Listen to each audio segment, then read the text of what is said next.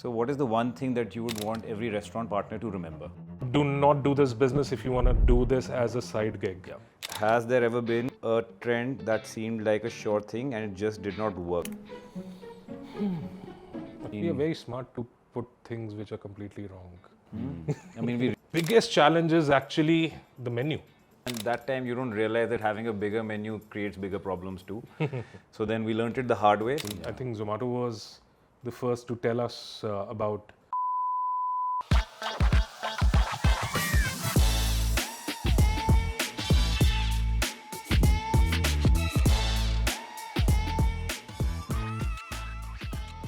Hi, I'm Mansher. Hi, I'm Porus. I'm the CEO, the Chief Eating Officer for Enoki, and I'm glad to be here. We are glad to be here at the experts table by Eternal. Oh, okay, so they've given us some questions for today. Okay, 9 years in the business, it's Yeah. finally time we should ask each other some questions now. Okay, so the first question is, how did Enoki start and where did the journey begin? The journey actually began 9 years ago on a dining table where I had already started rolling some sushis at home, and I saw Mansher, who was a 14-year younger guy to me, came back from Singapore after his studies and was very excited about what I was doing, and just asked me if he could join me in doing something new for the Delhi market. And I saw another me in him, and two people so passionate and I would say obsessed with food. So we said, okay, let's give it a try, and Enoki was born. Yeah, we used to love like discussing about whatever we ate across our like trips and what we ate, like primarily about Asian food. So it had to be an Asian brand what we started with. So it was a no-brainer there. The next is, at what point does someone go from wanting to build multiple brands? Especially in the segment that we capture, I just feel people really resonated with the products that we were launching at that time. And of course, we used to love eating our products too. And so we wanted other people to have it as well. Journey from 1 to 2 is difficult. When it was the second brand or the second location, I think that was a difficult task. Figuring out how to do it. The SOPs were not in place, and we were everywhere. He was handling one kitchen, I was handling another, and we were delivering as well. Crazy times. But I think the moment you go from 1 to 2 is a difficult time, but then 2 onwards, it becomes easy. You know how things are to be done. You know what works, what does not. You know by your mistakes, and the time when you do the 1 to 2 is where you make the maximum mistakes, and then you learn from them, and then that becomes a little easy going on. We move on. What are the biggest challenges in the early days of building a restaurant brand? Biggest challenge is actually the menu. Yeah. Yeah. Figuring out what to do. You wanted to put all your favorites. I wanted to Yeah. put all my favorites. Then we had our family favorites, our friends' favorites, our parents, our kids. So the menu was, I think, The biggest challenge. The Yeah. biggest challenge. And that time you don't realize that having a bigger menu creates bigger problems too. So then we learned it the hard way, especially with Enoki. I think till date we have about 130, 40 dishes. But we learned it from then, and then whenever we've done like different formats, we've tried to keep the menu as short as possible, so that there's no fatigue in ordering, there's no wastage. It does make sense. Yeah. A trimmed down menu would always make more sense. We learned it definitely, as you said, the hard way, but Yeah. it's getting there. Okay, I'll give you one thing. Like we did all the trials at his house. It used to be done From my there, kitchen? from a normal kitchen at his house, and we did upwards of 300 dishes, and then we somewhat decided that now we have to cut something down, and we can't launch all these dishes. So that's when we used to go to and fro figuring out what dishes to finalize. Yeah, we had blind tastings. We had people, isko khilaya, usse marks dalwaye. Yeah. We had our sheet which had सबके numbers, किसको कितने numbers मिले हैं dish को. Right. And from 300 odd we came to 100 odd dishes. Yeah. तो ऐसे ही रहा. It was fun. बहुत लड़ाइयाँ हुई. कुछ dishes जो मुझे आज तक याद है. कि pokeball. I didn't know anything of this sort existed. He was adamant, pokeball डालना है, and आज तक है menu में, still doing well. So that's how it did. Right. So that time you don't know what trends are, right? Like that time you just have your gut feeling. Gut. Social Definitely. not so much. Like you don't have a lot of reference points with different restaurants, etc. So then we just went with our gut that ये 100 dishes है, 120 dishes है, इससे शुरू करते हैं. Then we'll see how it goes. मुझे somehow ये लगता है कि जो हमें खुद को बहुत अच्छा लगता है, because our customers are actually us. They have our similar taste buds. We would serve the best food to the people who have similar taste buds or a palate like ours. So that's what it helped us. We are not chefs, Yep. but we have a good palate. So that's what helped us. And it is how we finally finalized the menu and reached where we are. Of course. How do you identify food trends before they become popular? Instagram. सारा दिन और कुछ करते नहीं, हम तो ऐसे करते रहते हैं, and it's all about food that we see.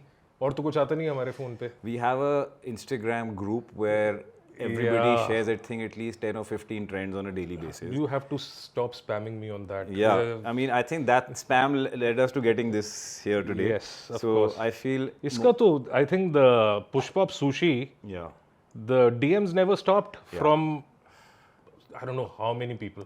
Yeah, so we used to get DMs for this when it was trending in New York. We used to get DMs. I think anything that happens on Instagram with respect to sushi, we get DMs all the time. Yeah. Even for tandoori sushi, we got DMs. On our 40th or 50th DM, we were like, okay, fine, we have to bring this here. So then we discovered and we found the packaging guy, vendor, and we imported it. And airlifted it. Yeah, so that was one of those trends. Of course, like we sit with our Zomato team, we look at emerging trends and null searches. So there are definitely, Instagram is one. Then it's with your travel. I travel for food. That's the only travel I know. So you go, you try so many things. And every time, I think your travel is your best teacher in food. It tells you what's new, what's the taste that should chase, what's the packaging that you should get. Travel teaches you a lot. So that's what definitely has given us what we have. Okay, how does one open a restaurant, just one very specific cuisine, just for one very specific I think that's the best thing you can do with a cuisine. I hate the concept of khichdi bhi kha lo, burger bhi kha lo, noodles bhi kha lo, chili chicken bhi kha lo, pizza bhi kha lo. Right. No. People now have evolved, the taste buds have evolved, the palate has evolved. And I believe if you do something, do it in a good way. I mean, real estate is expensive. You can't have more than a 300 square feet kitchen. And in that kitchen, if you have chefs doing South Indian to North Indian to Chinese to shawarmas, you can't do justice to even a single cuisine. Of course. So it has to be one cuisine, one kitchen, one restaurant. And if you're catering to like the younger audiences, like the Gen Zs and all, Yeah, they know it. they know they want, like say for example, Bene, it's just dosas. Probably it has like what 7 or 8 SKUs. Yep. And the people are queuing up to just have that one particular dish. So I think hyper focused and personal, I mean just one dish, heroing, I think that's what... Now look at Mala Project, just Sichuan cuisine. Right. I knew that there's a smaller market. I never knew I would get so much love for it. And people are loving it. It is just one cuisine, specialized. I mean, China is also huge. But getting one cuisine out of that entire country, one regional cuisine, that's what works now. You can't have the entire bouquet. It's what we're going towards. Like people would want to go to one specific restaurant serving one specific cuisine. Yep. So I think the future is the about future. that. Okay. Has there ever been a trend that seemed like a sure thing and it just did not work? What happened? बहुत हुए हैं. Yeah. I mean, we've tried and failed at so many dishes. Yeah. But there have been so many that I can't pick one right now. A trend I can't remember that we picked up in it field. I can't remember. Yeah, we wanted to do a no butter chicken to pick up the healthy trend. Yeah. Did not work. You can't have a butter chicken without butter. what is the right way to decide the order of items on a menu? If you're ordering online, your actual menu actually comes down. Maybe 2 or 3 scrolls? Yeah, because it starts with what you've ordered before from this restaurant. If you have ordered, then it goes to recommended for you as per your taste and also as per the restaurant's top sellers. Right. But we've tried to reduce the customer fatigue. We've tried to have a smaller, a lesser scroll. So we've tried to merge some categories where there are not like duplications, so that people don't have to scroll as much and they can just get to what they want to order. So I feel that's also something that we really look at. No, it's important to cut down the categories because otherwise there are so many categories. I mean, simple. You can create a soup and salad category in one. You can do Thai curry and mains in one, rather than doing Thai curries, then stir fries, then mains. So clubbing those categories together so that they become one, and then we have a great option of having subcategories in it. Right. So that makes your menu shorter to start with, but then you can also include everything. With around 200 items, what does it take to make sure each one has clean photo and simple description? It takes a lot. Getting a picture is not easy. Yeah. I mean, we conduct regular photo shoots. We make sure every dish has an image, every dish has a good description, and not just... And images do make you want those dishes. Yeah. Images are important. They are very important. Yeah. So are the descriptions also. 100%. They say that about 73% of the people will not order a dish if it does not have an image. So, that's the core focus that we also believe in, that every dish should have a great image and it should be refreshed in some time. It should not stagnate. And a description should not just be the ingredients in the dish. It should also be about that whole experience. Like a dal. Yeah, a description just cannot be how we started. We started as a mistake. Yeah. When we just had put the main 4 ingredients of the dish as the description. But then we learned it over time. We learned it the hard way that there's a storytelling. Of course. A person reading that menu should feel like or should be able to visualize the taste also. I mean, he's seeing the dish in the picture, but the description is what can bring the flavors to that person. Yeah. So it's very, very important. The pictures and the descriptions both are very important for you.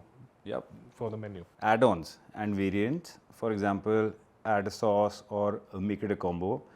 Were these features built into the menu from day one, or were they introduced later? No, they were introduced later. Much later. They were introduced much later. And they help a lot, because sometimes just a little add-on even elevates the dish so much. Of course. Like say if somebody orders a chicken tikka and a rumali roti goes so well with it, even if I didn't want to order it, at least it's there for me to select it and have that option of it being there rather than scrolling down. And it makes your order go quick. You had this, you definitely want to go back and order a rumali roti. But if you see it right there, it's one more click and your order is done. So the add-ons, the combos, they make a lot of sense. So less and they also increase your average order value, which is like gold. In the restaurant delivery business, average order value is gold. Always chase the highest average order value that you can, and that's where the real business lies. When did you first come across menu scores, and what made you start taking it seriously? It's been quite a few years now. I mean, I think Zomato was the first to tell us about our menu scores. And I think reviews were the first time we ever thought about the menu as well, right? Having good or bad reviews. Yeah, reviews was one, but menu had so many mistakes. We just went with our gut. We had put everything in the menu, the description part that we just discussed. We had incomplete descriptions. We had strange angle pictures. Your menu is your showcase. I mean, you have to work on it. The score, if you get, is the best thing you can do, and work to get the maximum score you can. Right. And your menu not only caters to just one set of audiences, right? Like, so you need different sorts of, like, say, portion sizes, as a matter of fact. Like, say we recently introduced a single serve portion at Ambersar. So if a person who's ordering just for, self-consumption at that time, there should be an option. For a order party. for an entire tabbar also. Yeah, for a family, if you're ordering, there should be a bigger portion size. So we learnt it as we went. And AI generated food images on the menu. Is it a good idea or a bad idea? Very subjective. I somehow feel few things with AI come out way better. The only thing that a restaurateur or a restaurant has to keep in mind is what they've generated through AI should not be totally different from what is actually going to be served. But if you can come 90%, 85, 90% close to what your actual dish is, it makes 100% sense to go for AI images. You are saving food wastage. There's speed. Otherwise, it takes 3 days for us to shoot for one menu, for one brand. Yeah. So, yeah, AI images only work if you are 80% plus close to what the real food is going to be delivered. How important is it to invest in real food photos and proper descriptions for every item? Very important. Again? Yeah, very important. Like I'm sure when we launch a product, we do a extensive photo shoot around the whole product and the menu. And yeah, we try to refresh it every now and then to make sure that the menu does not stagnate, the images do not stagnate.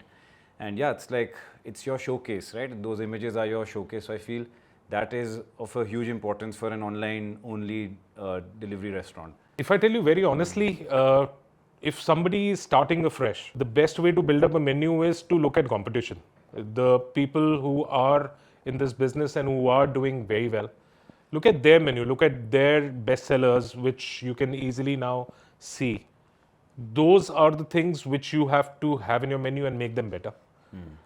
That's one easy hack to start a new restaurant online. Look at competition or similar restaurant from another city. That also works. These are the things that help you create a new menu. And not have a huge menu. And not have a huge less menu. is more in this case because, if you have a limited menu focused on limited few things that, that you really want to focus on, I feel that's what gets you that traction. Focus is really important. I mean, you just can't. You may have people who would come to you, if you're starting fresh, ek yaar, ye bhi dish zarur dalna, ye zarur chalti hai. One person in your 1,000 people circle likes a certain dish does not mean that you have to put it in your menu. You have to put your logic, science, data behind creating a menu. You just can't go blind about creating a menu. Yeah, and have your hero items. What you're banking on, you should have them as well. And one example that we did with tahini was we used to just add a dish to the menu thinking that it'll work. But now we started adding LTOs with a discount, right? Because why don't you tell them what LTOs are? LTOs are limited time offers. So, why don't you test your menu with a particular dish with a discount? Of course, if it does well, you keep it. If it doesn't do well, you just remove it from the menu. Bye-bye to it. So we did Turkish kebab rolls and we did it for about a month, ran a discount on that. And after that, we realized it's such a good product. We kept it on the menu. Now it does about, I think, 3,000-4,000. It's one of our top sellers now. It's one of our top sellers now. So of course, don't marry a dish just because you want to keep it. I mean, launch it, give a discount, and if it works well, you add it to your menu. Yeah, trial induction is important. Yeah. So create a menu where people see the dish and want to try it. And if you are also pretty confident of something, do not hesitate in giving a little discount for people to just give it a try. And if they do that, you may have a winner on your hands. Yep. For restaurants that run both dine-in and delivery, should the menu be the same for both, or does it need to be different? There are certain dishes which taste great for a dine-in, but do not travel well. So I think you have to take a call that you have to have the same dish in delivery and dine-in. So it should be a call taken dish by dish. Like say, for example, if you do sashimi and you don't send an ice pack along with the sashimi, but you can serve the sashimi in the restaurant, but you cannot deliver it. So I mean, chances of it spoiling are high. So pick and choose what you probably can do from the menu. This is something which has to be done dish-wise. Not all dishes that taste great at a restaurant travel well. It's very difficult to serve salads as they are delivered or served at a restaurant table than being delivered. So, and vice versa. I mean, a push-pop sushi is great to be delivered, but not for a restaurant. In a restaurant, you would want your sushi on a nice platter, and but in delivery, you need convenience. Yeah. I mean, some products like maybe some tempura veg or like a tempura prawn, excellent when you eat it at a restaurant, but when it's delivered, if it's not packaged well, and if the condensation happens in the box, it'll get soggy. So I feel dish-specific products need to be Something which is very crispy Yeah. is a little difficult to deliver, but you have to work around it. You have to work around the packaging for the steam to escape. Okay, what are the 2 or 3 simple tips every new restaurant partner should know about pricing menu items? First, know your competition. Yep. That is very important. Yeah. First and foremost, you should see what your competitors are pricing it at. Know your cost as well. Of course, know your cost of operating, your food cost, your marketing cost, your whole CODB, which is cost of doing business at your aggregators, and figuring out where can you position yourself with your competitors. I think that will also be one of the points. Third, I think it's even important to see if you have a new dish which is not available anywhere else, but it's your signature. It's something that you are trying to put in your menu. You should understand what people would be happily willing to pay for it. Yep. So there's always a perception value or perceived value behind every dish. So that's another thing which you have to see while pricing the menu item. Yep. And of course, not overcrowding your menu again. Like have limited few dishes that are your hero dishes, and not making a huge menu again, which will create that fatigue. Pricing actually, there's this science behind pricing. So you have to be very sure of what a dish is being priced at. And we've been lucky enough not to have a disastrous pricing for any of our dishes in the past. Is there any data or information that would genuinely help restaurant partners make better decisions? When you launch, based on your own menu or how your performance has been, keep a regular track on that, like every, say, month or maybe every day. Just see what is performing well at your location, at your restaurant, whatever you've done. So we actually have built some, because of these new AI tools that are available, we keep a track on every restaurant in every city to make sure what's working and what's not working, to make sure are we doing the right things, do we have the right stuff on the menu, how's our KPT, how's our different sorts of metrics. So yeah, keep a regular track on that, and of course you can get that from your POCs at Zomato. And yeah, we are using Claude. That has changed our lives since I think start of this year, March time. Fantastic tools. It does some great analytics for you, and I would say everybody should give it a try. Okay, so what is the one thing that you would want every restaurant partner to remember? I would say do not do this business if you want to do this as a side gig. Yeah. It's not a side business.